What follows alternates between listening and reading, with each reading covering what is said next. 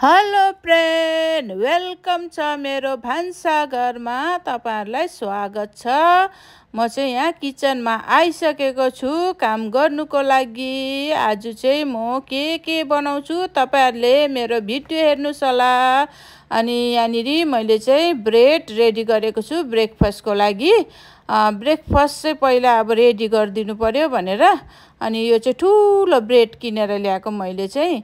Brown bread रहेछ, त्यही कारणले गर्दाखेरि ब्रेकफास्टमा खानु भनेर यहाँ आलु रेडी गरेर राखेको छु आजको रेसिपी। अनि अन्डा बोइल गरेर राखेको छु। आज चाहिँ म आलु अन्डाको ग्रेभी बनाउन आँटेको।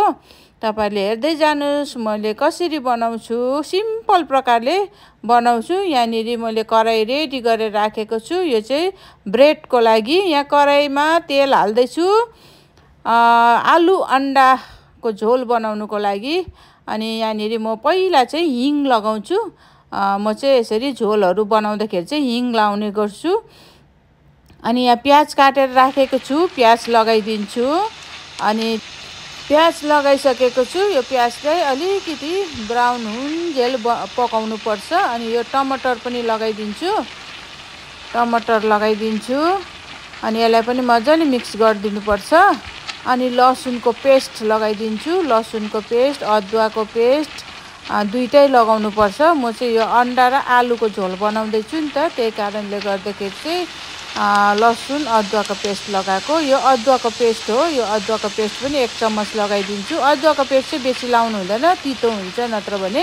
त्यही कारणले गर्दाखेरि यो चाहिँ मिक्स मसला हो। यो मिक्स मसला पनि लगाइदिन्छु। मिक्स मसला चाहिँ यो सब्जीतिर लगाउँदा चाहिँ एकदमै टेस्टी हुन्छ। त्यही कारणले गर्दाखेरि चाहिँ मैले यो मिक्स मसला ल्याएर राखेको। अब यसलाई पनि मजाले मिक्स गरिदिन्छु। यो टमाटर पाक्नुपर्छ। हल्दी पनि लगाइदिन्छु, 1 चम्मच हल्दी। अनि त्यहाँदेखिको यो चिल्ली पाउडर, यो चाहिँ चिल्ली पाउडर पिरो हुँदैन, जस्ट कलरको लागि चिल्ली पाउडर 2 चम्मच चिल्ली पाउडर। अनि यसलाई पनि मजाले मिक्स गरिदिनुपर्छ। मिक्स गर्दै पकाउँदै गर्नुपर्छ मजाले।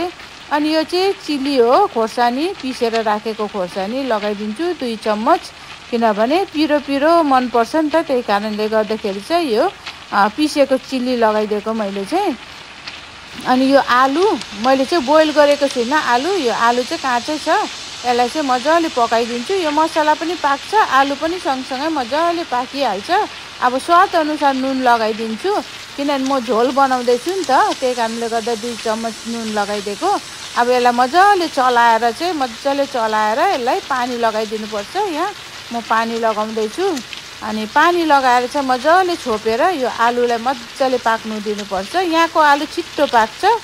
अनि यसलाई म छोपिदिन्छु। छोपेर चाहिँ मजाले यो झोललाई एकछिन सुकाइदिनुपर्छ। यहाँ हेर्नुहोस् मजाले झोल सुकिसकेको छ।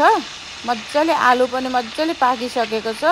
यहाँको आलु चाहिँ छिट्टो पाक्छ, टाइम लाग्दैन बेसी पाक्नु। मसला पनि मजाले साथमा पाकेको छ।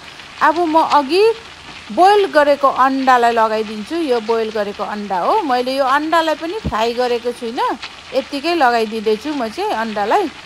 फ्राई नगरिकन, फ्राई गर्दा पनि हुन्छ नगर्दा पनि हुन्छ। अब यसलाई मजाले मिक्स गरिदिन्छु।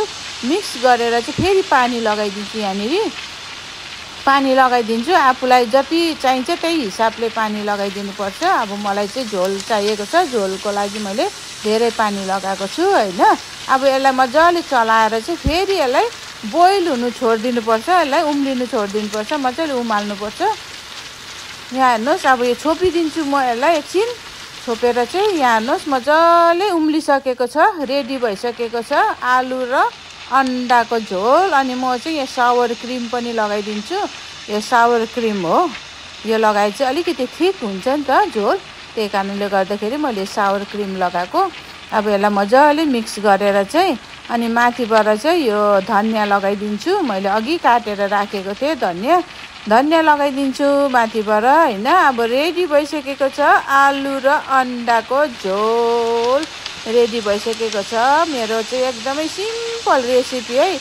हतार परेको बेलामा चाहिँ यसरी बनाएर खानुपर्छ, एकदमै टेस्टी अनि मिठो हुन्छ यो अन्डा र आलुको झोल।